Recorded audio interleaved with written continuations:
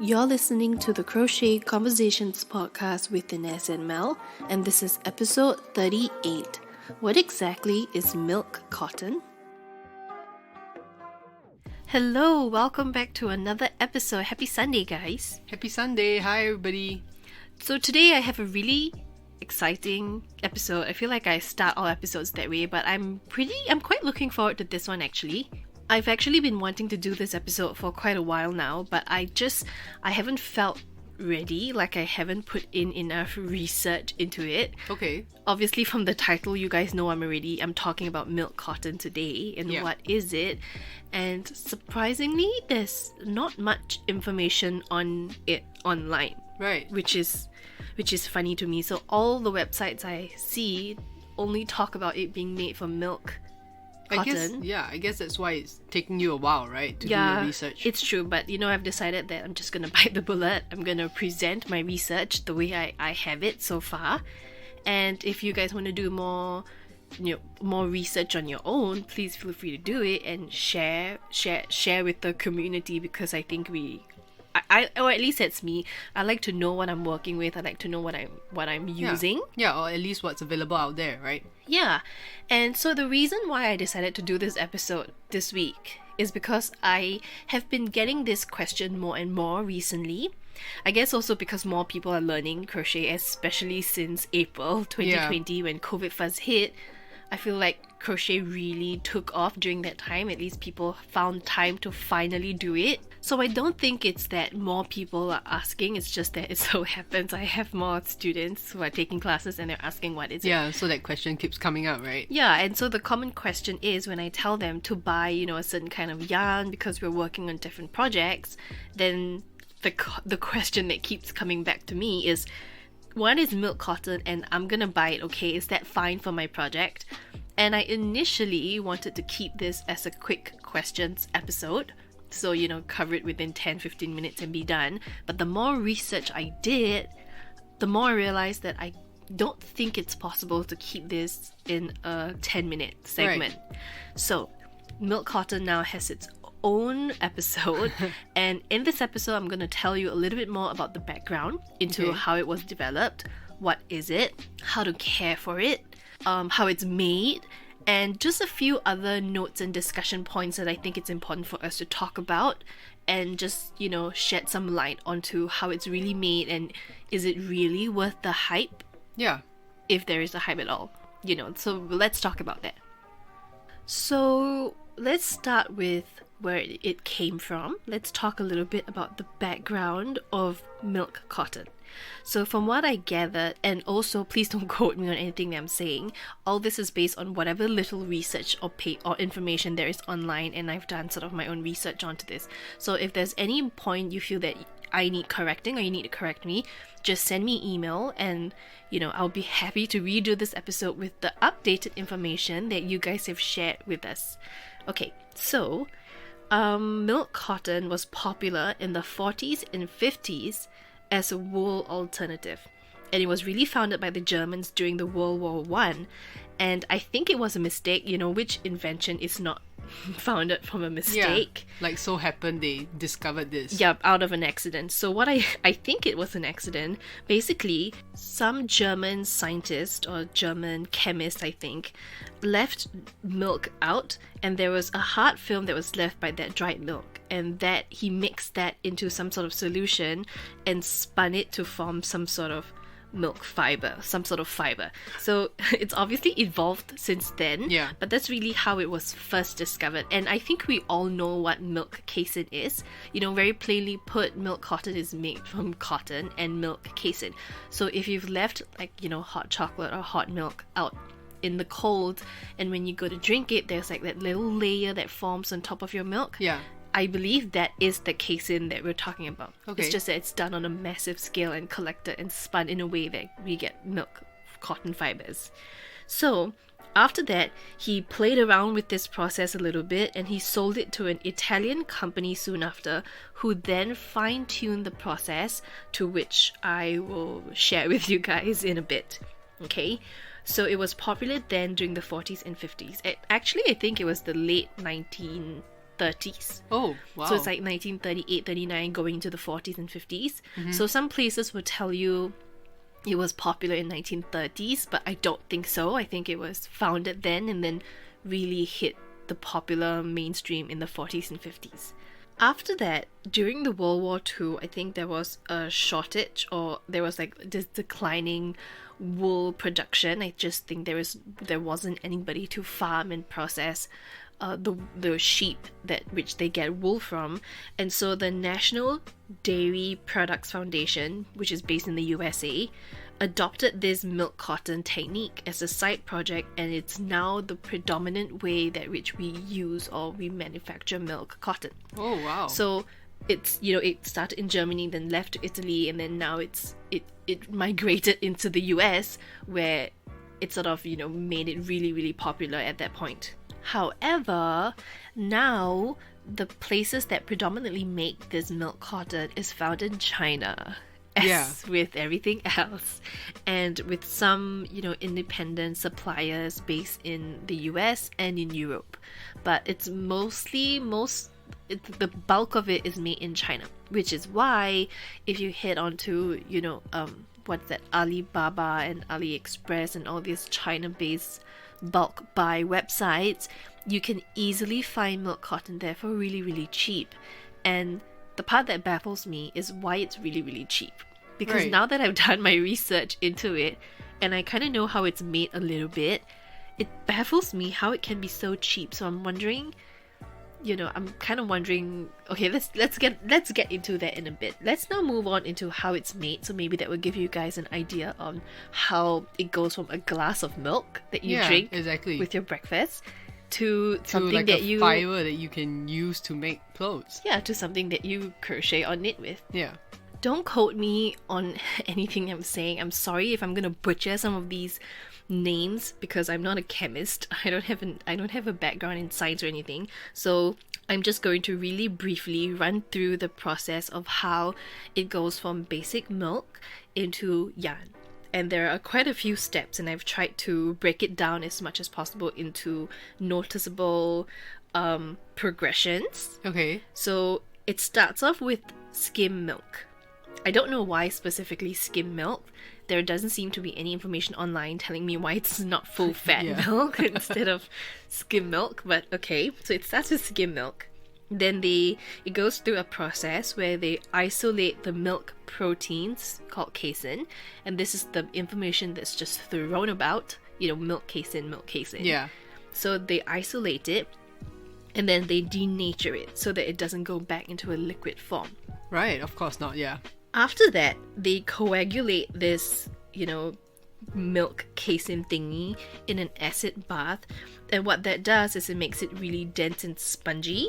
And then it's washed, dried, and ground into a powder. Oh, so it actually goes into a powder form first? Yeah, so it's like milk powder. That's so funny. Right. So for milk into milk powder, but it's not just regular dehydrated milk powder, right? It's milk casein powder, if we had to really be specific with it. So after that, they dissolve the powder in caustic soda plus some. I don't know what that plus some is because it's a long list of information. Basically, what they do with this plus some is it filters out certain things they don't want and keep the things they want. I'm not sure if I'm making sense, but this is just what I've gathered. And this process has been, it's been repeated in a few of the more scientific websites that I found. So I'm guessing I'm trusting the process. Yeah. So after that, they pass this milk casein powder mixture thingy through a high pressure wet spinning device.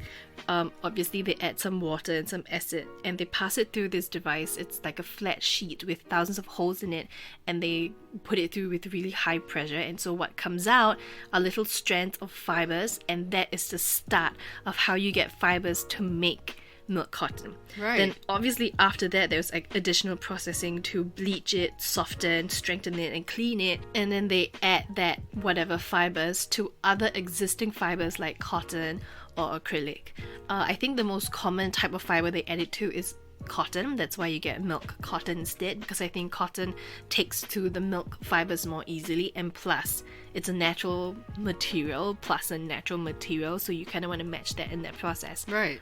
And then that's how you get milk cotton. Okay, it does sound a little bit more complicated than, as compared to making other materials. I think because there's that added step of trying to isolate the compound or the thingy in the first place. Yeah. I think with, for example, cotton, you just take the cotton flower. The nature does it for you, right? Or if it's acrylic, you take that plastic and you do it. But in this case, you're actually trying to make the plant grow really, really fast and then take that in process. So I think that's why it's a little bit more Complicated or complex. Yeah. With that said, I don't quite know if that's how cotton or acrylic is done, but I do see some overlaps, because as I'm doing this research, it does always link me back to the process of making acrylic, for example, or at least it's compared to making acrylic or cotton. Yeah. Some of the steps I think are the same, but I think, don't forget that at this point, everything that I mentioned, from taking the milk to isolating the compounds and all that, is the step prior to adding it to the actual acrylic or actual cotton. Right. So while this is happening, there is like a cotton mill out there spinning cotton fibers, and that's a whole other process on its own. So, they've been awarded like this 100% sustainable, no impact on the environment award, but I don't really know how true that is. Yeah, I get what you mean, because you actually have to blend the milk fiber with, like another material. Something else, yeah. Yeah. Do you actually, is it possible to use milk fiber on its own? From what I've seen, it's possible, and there are some factories who do produce 100% milk cotton, but I don't think doing it that way is sustainable, because it takes so much milk to create a very little amount of it. Right. And also, from what I've gathered, milk cotton in itself is not very durable. Like, it breaks down easily, which I guess is good for the environment, but not so good for clothes or something that you want to wear or gift to your grandchildren, right? Right, of course. So because of that, in order to make it last longer and sustainable, they add it to something else that's more hardy and natural, just like it, Right. which I guess is cotton. So in this case, would you recommend for beginners like myself to use milk cotton? I do actually quite enjoy using milk cotton because it's so squishy. I guess on paper, I guess so. So maybe let me list down the qualities of milk cotton. Firstly, it's antibacterial, so it's not going to grow moldy in your cupboard. It's not going to be, it's not going to trap dirt or bacteria in it. Okay. It's breathable, because I'm assuming because it's a natural, somewhat semi-natural fiber. It is said that it's thermoregulating, which means that it works well to keep you warm or to keep you cool. It's hypoallergenic, which means it won't irritate you in your skin. And on paper, it's been awarded this OEKO-TEK Standard 100 certification, which I talked about earlier, which means that having this certification says that you have no negative or harmful impact on the environment, which makes you 100% sustainable. But I will get into this. I have a whole section written out for this, because it just doesn't make sense to me why it was awarded this. Maybe, I have no clue, I'm not going to speculate, but basically that's something that's been awarded. And I actually, after reading this, I actually realized that I have yarn, like cotton yarn, from certain factories that have this label, certificate logo on its label, which I didn't know what it was. And when I researched into it, it says that it's suitable for babies. So I always thought that meant maybe the material was of a better quality or something. But now I know that it's because it's hypoallergenic, which means it won't irritate your baby's skin, which is naturally more sensitive. So to answer your question, yes, I do think that you could try. I would never say don't try anything anyway. Even if it's a novelty yarn or something that's hard to work with, I will always say give it a try and see how you feel. But if you're talking in terms of if you are someone with sensitive skin, or you're giving it, or you're making it for a baby, or giving it to somebody that's, like someone older, like a grandparent with, allergies and it's a little bit more frail in health, this would be an excellent material to make up something with, I think. So in that regard, because it covers a wide range of people that you can make it with, from babies to grandparents, so then I would say, yeah, go ahead and try it. So far, the quality sound really good, the milk cotton. But is it very similar to cotton? Because when I tried to use cotton initially, it does split quite easily. So, it was kind of troublesome at the beginning when I still wasn't really used to it. Is milk cotton like that? I've never had milk cotton split on me, and I've actually never really struggled with cotton splitting, so I can't quite answer that question. Maybe some of you listening could tell me whether, if you've worked with milk cotton and cotton, do you feel a difference? To me, milk cotton feels a lot like working with a cotton acrylic blend, which okay. I don't quite like to begin with. Obviously, it's a lot softer than a cotton acrylic and like super silky smooth. I just think I prefer 100% of something, like 100% cotton. I love cotton. I love working with cotton more so than anything else. So, I mean, I guess cotton acrylic would be a good substitute, because of obviously it's cheaper, to have half of something than a full 100% something. Milk cotton is definitely cheaper. So I do use milk cotton to teach a lot of my classes. I think the fibers do stick to each other a lot better than cotton, because after all, it's a semi-synthetic. It's not 100% pure natural fiber, so it has some level of elasticity to it. Okay. And so because of that, I think the fibers don't split so easily. Okay, let's talk some statistics and let's talk some information on milk cotton. So I found some interesting information, or little like nuggets of info that I think would be interesting or useful. I don't know how useful, but interesting at least for you guys to know. The first one being that it takes 35 liters of milk, 35, to make just 1 kilogram of casein fibers. No way. 35? That's an insane amount of milk. Yeah. And only for 1 kg, like 1 kilogram, I think that's 2.5 pounds, I think. Yeah. And so can you imagine the skill at which they have to work with it?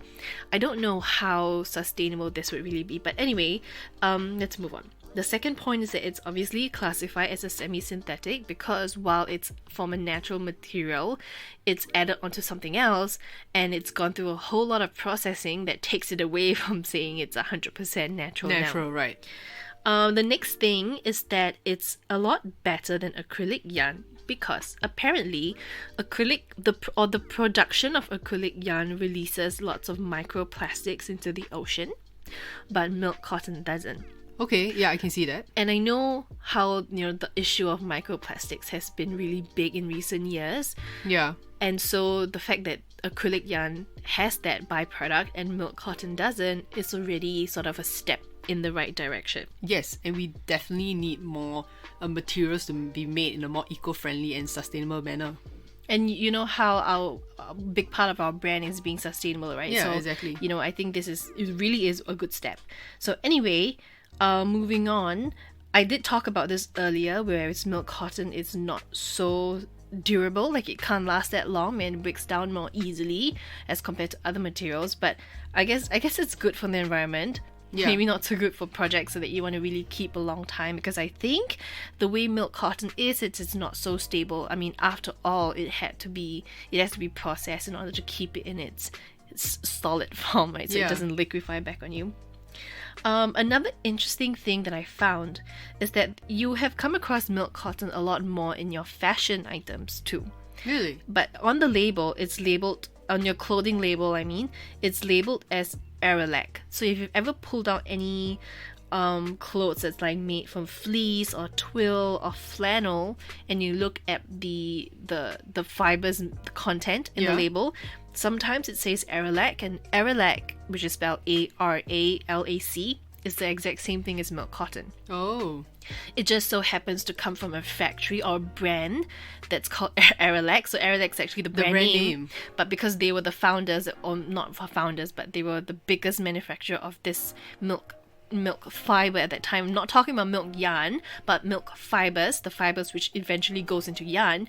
But there's also another option where it goes into making fabrics and not just yarn. Yeah. So the Aralac, the milk fibers from Aralac that goes into making actual fabric that is used to make clothes is labeled as Aralac. So you've actually come across this a lot more than you've realized. So it's probably in a lot more of our clothing that we know of it. It was very popular back in the 50s, 60s, and it dropped in popularity a little bit, so it's not so common to find it, which is perfect because it leads me into my next point, which is in the mid 1960s, nylon, the material, took over all these factories because nylon is so much easier to make as opposed to milk cotton. I mean, you've heard the process of it. Yeah. You know how tedious it is to make milk cotton.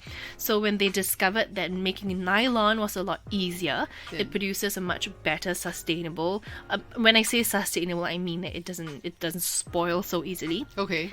And then the factories all shifted into making nylon. Yeah. And so because of that, you don't have that many factories making milk cotton anymore, and therefore it's not that common a fiber in the industry To at find this it. point. Right, okay. I mean, obviously it makes more sense for the businesses to switch to something that's more easily, Yeah, you know. that's right. And so, but if you're talking about if you've picked out like your grandparents' clothes, or that's been bought or made during the 40s or 50s or 60s, Right.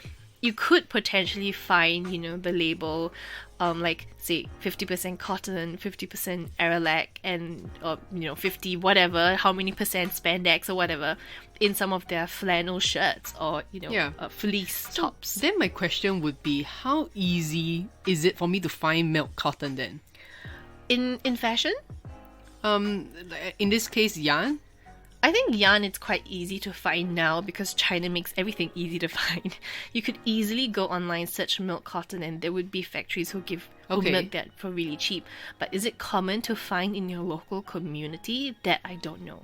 Because I think most people would rather bring in cotton or wool or acrylic. I think these are the three main materials, yeah. Yeah, unless you have an extensive, amount of yarn you can sell and varieties of yarn you can sell, then maybe you could find milk cotton. But so far, the only place that I found that sells milk cotton, or at least in Singapore where we are, is Golden Dragon that we talked about in an earlier episode, where to buy yarn. But they only sell like a really limited amount and a really limited color palette. It's one rack as opposed to shelves and shelves and shelves of cotton and wool and acrylic and just a tiny little rack that's like milk cotton. Yeah, so I guess in that case, if I want to do like a big project and I need like a larger quantity of like a specific color, it would be quite difficult. You can buy online, I think. Yeah. I think you can buy everything online now, but just think about the resources that goes into shipping it to you might just offset how sustainable it really is. How affordable it could be. Yeah, that's right. Just one thing to note when you're buying things online is that sometimes milk cotton can be misclassified or mislabeled as cotton acrylic, and this happens a lot more than you think, especially when you have a retailer who is like a third-party retailer who don't exactly know what they're really selling. And if you look at milk cotton just at one glance, it looks like cotton acrylic. It looks like a cotton acrylic blend. And so retailers who don't know what they're selling, especially if they're those bulk third-party ones, it's so common to have it mislabeled that way. Yeah, I get that, especially when you buy from China, when everything is mostly, in Chinese. And there's a translation error. Yeah, exactly. You could be labeled as milk cotton, but 100% acrylic, you know? Yeah, and that happens so much more often than you think. Sometimes I'm scrolling through online websites, and because I'm always looking for yarn, the advertisements that pop up show me yarn. So when I click into it, sometimes it's a advertisement for milk cotton, but when I look into the label, it says 100% acrylic, which, okay, fine, I understand acrylic is sort of like that base layer of yarn that can be used to mimic all sorts of fibers, because it's that synthetic. But people just don't really know what it's called and don't know why it's labeled as milk cotton. So everything that has that same sort of feel and tactile quality, they just mislabel it as something else. Yeah, so that's the risk sometimes when you're buying something online. You get a surprise in the mail. Yeah, which is why I always tell my students, please don't buy yarn online. But a lot of them do, I guess, because it's just more convenient. Yeah. But you don't always know what you're gonna get, especially if you're getting it from like China websites or or where places where there is a language barrier, you don't quite know what you're getting, and Google Translate only works so far in. Yeah. And there are so many horror stories, like if you don't know what material you're working with, you don't know how to care for it. Yeah. If it's for yourself, then that's fine. But if you're gifting it to someone, if you're making a blanket for someone, you don't want them to wash it and then have it shrink or lose its stitch definition, because if you don't know the material, you don't know how to care for it. Yeah, it makes it very difficult. And I would only recommend ever you buy online if you have a trusted web resource, if you have a trusted brand, and if you know specifically what brand you're looking for, then you go online and you search for that brand.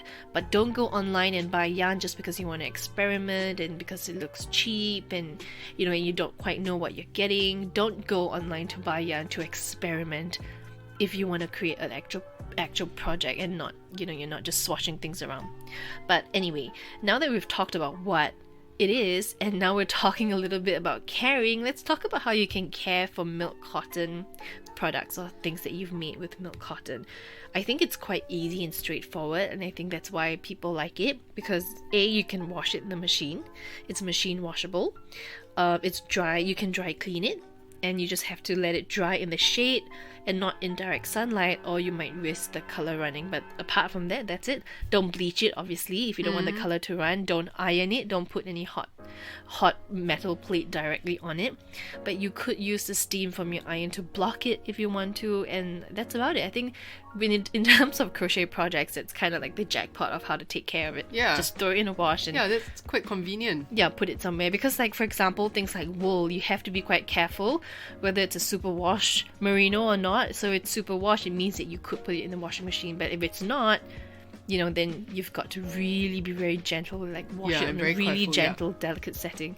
Otherwise, it could either shrink or lose your stitch definition, which means you get a big fuzzy mess. Then, it's not so easy to fix it after that. So another thing to take note of, or at least this is my technique for seeing whether I want to try something that's labeled as milk cotton, is I look at the actual label itself. Sometimes it would just say, or the most common label you'd see, it breaks down the fibers to 80% cotton and 20% milk fibers. But really good factories who know what they're doing would break it down even more than that. They would tell you it's, for example, 50% long staple cotton, which means that the cotton fibers are pulled to really long strands so that it doesn't break so easily. 20% something else, like silk cotton, for example. 20% milk fibers, and 10% moisture regain. And all that means is that how much moisture is present in the fiber at that moment. And there's moisture present in all your yarn, so don't be worried that it's going to get moldy or anything. It just tells you how much moisture was put back into the material that will make it nice and plump. So the higher the number, the more plump and long lasting your material will be, which means it won't peel or dry out so easily and cause the fibers to tear. I see. So obviously, the more information people give me, the more I trust that they know what they're doing or what they're saying. And I would rather trust someone with that kind of label as opposed to someone that just says, 50% cotton, 50% milk fibers, or 80-20. Yeah. The most common denomination is 80% cotton, 20% milk fibers. But, if they don't break down what that 20% is or what that 80% is, usually I try to steer clear. But with that said, if you have a supplier that you trust, or a website that you go to that you trust can give you good quality milk cotton, obviously stick to that. With this, there is really no way to tell apart from just buying a bunch and just trying it, testing just it swatching out, right? Yeah. Now, another interesting thing I found about milk cotton is what happens during the production process and what has changed from in the 60s to what's happening now. So it seems like in the past, formaldehyde was used as one of the main agents to coagulate the milk, the fibers. Right. I'm not quite sure in which process they add formaldehyde, and some people are very sensitive to the word formaldehyde being used, and nowadays there's more and more formaldehyde free products like nail polish that doesn't require formaldehyde. And if you don't know what formaldehyde is, it's a kind of chemical that is used in the embalming process of someone. Right. So it's a really toxic chemical, and there are some types of cancer in people that are linked to exposure to formaldehyde. Okay, so obviously we try not to have that. Yeah, we in our try to products steer that- clear away from it, and there are more and more health conscious and environment conscious people want to steer clear away from formaldehyde. But for some reason or the other, they have switched out the use of formaldehyde for something else called, and sorry, I might butcher this, it's called acrylonitrile. Acrylonitrile, yeah. And this thingy is used in place of formaldehyde. And it's interesting because this compound or this element is basically what acrylic yarn is made of, you know. Oh, okay. So it's very similar to acrylic yarn. Yeah, so I think they've sort of fine-tuned the process to eliminate some of the more toxic chemicals, and that is why it was sort of given that certification saying that it's like not environmentally harmful or anything. Not that this switch was the trigger for it, but it's one of the many things that was considered in the production of it. Right. And so along with formaldehyde, aluminium salt and zinc is used, but I think over time the zinc was entirely replaced with the aluminium salt. So that's why it's antibacterial, because aluminium is antibacterial. Okay. So far, it sounds like milk cotton is a really good material to use. We've talked about all the good qualities and how it may seem to be, good for the environment as well. Mm-hmm. But previously, you did mention that you kind of had some doubts about it. Yeah. Yeah, okay. So here's where I'm not quite sure. I believe the hype, I don't want to say hype because there really isn't a hype, but I don't quite believe that it deserves that certification that proves it's eco-friendly. Right. And this is just my personal thought, so hear me out. I'm just going to present this as my own thoughts. Okay, so this is my own opinion. I'm not presenting the facts now. Ultimately, to me, milk cotton still utilizes the use of regular cotton at its base. It's obviously blended with it, and 80% at that. And I think that makes it incredibly labor intensive. I mean, think about it. To produce just 2 pounds of cotton fibers, it takes 20,000 liters of water. And that, if you translate that into terms of like a t-shirt, that's a t-shirt and a pair of jeans. 20,000 liters, I'm even stuttering over it. 20,000 liters of water just to make one t-shirt and jeans. And if you think about how much yarn that is, that's not a lot. Yeah. And it's just, you have to, so while the process of cotton is being made, right, 20,000 liters of water per 2 pounds or whatever, at the same time, all this other process of making the milk cotton has to take place, and it's combined. It's not like the process ends there. Yeah. Once it leaves the milk cotton factory, right? They take the milk cotton fibers and then they introduce it to the already labor-intensive cotton factory, and then they blend it. Yeah. I just don't see how that could be sustainable to the environment, because you're like doubling that process over. And on top of that, I think it only is eco-friendly if you only use excess milk from milk factories. You take the excess or the waste milk. The waste milk, yeah. That factories don't use or consumers don't buy, and you take that and you collect it from across the country and you turn that into milk cotton. Then on the other hand, would I say if I'm actually using this waste milk, would that be then environmentally friendly? I suppose so, because you're not deliberately producing it for something, right? And I mean, and currently right now, milk cotton is produced in a very small amount as opposed to what's being, rationed for cotton or for wool. Yeah, of course, or for acrylic. And so if you think about it, anything that's made in a small batch will naturally be a little bit more safe for the environment. Yeah. Anything that's made small batch will always be will have lesser output of damage to the environment. But if you bring it head to head with something else, I don't necessarily think it's more environmentally friendly. And also think about it. If milk cotton becomes more popular and more people want milk cotton, what happens when the demand now outweighs what they can produce? Yeah, then obviously they are going to, do it on purpose now. It's not just using waste. The waste, yeah. And I think the production of rearing cows to get the milk is more damaging to the environment because of all the methane that's the animals would produce, right? Yes, correct, yeah. And so I think that if you isolate the process of making milk cotton on its own, yes, it does sound like it would be 100% sustainable because milk is already sort of quote-unquote in abundance here. Yeah. But if you look at it on the whole, from what it takes from the little cup that you drink to the time you get to crochet it, I think too much has gone in between for it to really count as being sustainable. And like I said, there's not much information online, so this is really only based on what I could find, and I'm forming my opinions on what's out there on the internet. If anything changes, my opinion might change with it too. Yeah. But as of now, that's what I think. I think it's very impossible to look at the process of making on its own and not think about how it impacts into other areas like cotton mill factories or even from where they get the milk from. Because come on, be honest, I don't think anybody is looking at milk that's been left over to make milk cotton now. I'm quite sure in China at least they're actually taking fresh milk from the animals and turning it into milk cotton. That's what I truly believe.